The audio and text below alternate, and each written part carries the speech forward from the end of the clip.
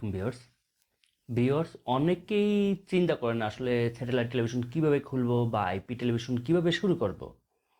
তো আজকে আমি স্যাটেলাইট টেলিভিশন এবং আইপি টেলিভিশন দুইটা খোলার উপায় বলে দিব।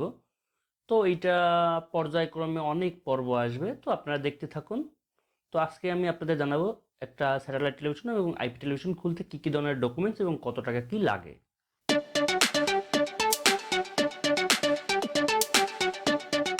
তো ফার্স্ট অফ অল আমি স্যাটেলাইট টেলিভিশনের কথা বলি।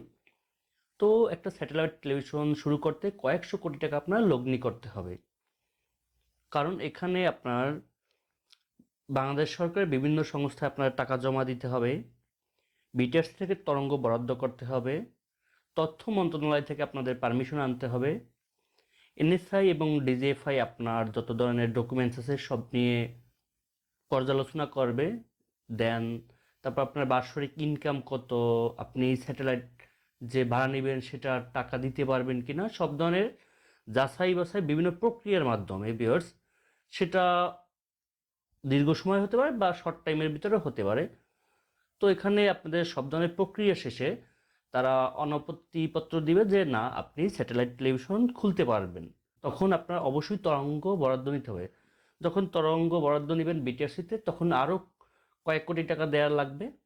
তো তরঙ্গ বরাদ্দ নেওয়ার পরে আপনার তরঙ্গ হলো, পেপারসও হলো, এবার সম্প্রচারে আসবেন।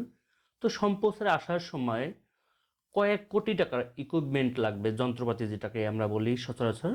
তো এই যে কয়েক কোটি টাকার যন্ত্রপাতি লাগবে, তারপরে আপনাদের অভিজ্ঞ কর্মী নিয়োগ দিতে হবে, কারণ স্যাটেলাইট টেলিভিশনের ভুল করার কোনো মাধ্যম নাই, কারণ এখানে 24 ঘন্টায় সম্প্রচার হয়। তো সেক্ষেত্রে আপনাদের জনবলের পিছনে আরও কয়েক কোটি টাকার দরকার হবে। টোটাল মিলিয়ে একটা স্যাটেলাইট টেলিভিশন খুলতে কয়েক কোটি টাকার আপনাদের প্রয়োজন হবে।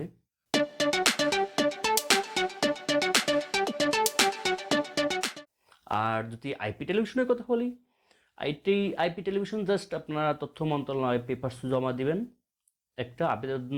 অনলাইনে আপনারা দেখবেন যে তথ্য মন্ত্রণালয় একটা ওয়েবসাইটে ঢোকার পরে, বা আমি আপনাদের সুবিধার্থে লিঙ্ক দিয়ে দেবো, তো ঢোকার পরে দেখবেন এখানে আইপি টেলিভিশনের ফর্ম আছে, জাস্ট ফর্মটা পূরণ করবেন, তথ্য মন্ত্রণালয়ে জমা দিবেন। তো সেখান থেকে একটা রিসিপ্ট কপি দিবে, জাস্ট আপনারা কার্যক্রম শুরু করতে পারবেন। তো আইপি টেলিভিশনের ক্ষেত্রে আপনারা নর্মালি একটা ভালো পিসি আর একটা অটোমেশন সফটওয়্যার, তারপরে একটা ব্রডকাস্টের সফটওয়্যার, সেটা ওবিএস হতে পারে, বিমিক্স হতে পারে, আদার্স অনেক সফটওয়্যার আছে, সেটার মাধ্যমে আপনারা ব্রডকাস্ট করতে পারেন। জাস্ট এইটুকুই, এটা দিয়ে আপনারা আইপি টেলিভিশন শুরু করতে পারেন।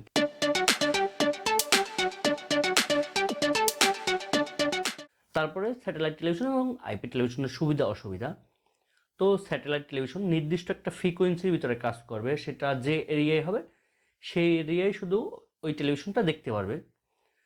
এক্ষেত্রে আইপি টেলিভিশন সেটা ইন্টারনেটের মাধ্যম যেখানে আছে সেখান থেকেই তারা দেখতে পারবে। তো দুইটার সিস্টেমটাই সম্পূর্ণ আলাদা।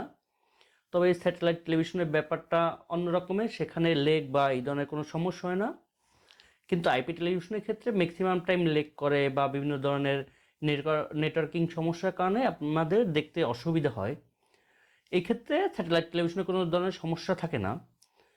তবে স্যাটেলাইট টেলিভিশন আমি আগেই বলছি যে একটা নির্দিষ্ট রেঞ্জে কাজ করে, কিন্তু এখানে যদি আপনি আইপি টেলিভিশনের কথা বলেন তো সেটা ইউরোপ, কানাডা, সৌদি আরব বিভিন্ন দেশ থেকে দেখতে পারবেন।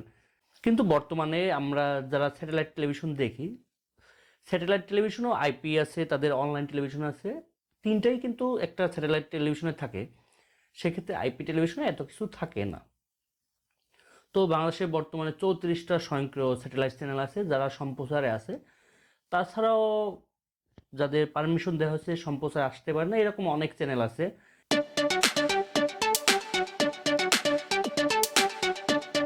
আপনারা যদি কেউ চ্যানেল খুলতে চান তো স্যাটেলাইট খুলতে গেলে কয়েক কোটি টাকার দরকার হবে, আর যদি আইপি টেলিভিশন বলেন তাহলে সামান্য কিছু টাকার প্রয়োজন হবে ভিউয়ার্স।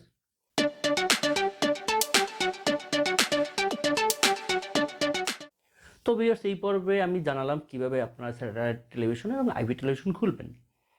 এর পরবর্তী পর্বে আমি দেখাবো একটা সব ধরনের প্রক্রিয়া শেষে কিভাবে আপনারা সম্প্রচার করবেন, কী কী ধরনের যন্ত্রপাতির প্রয়োজন হবে, কী কী ধরনের জনবল প্রয়োজন হবে সেগুলো।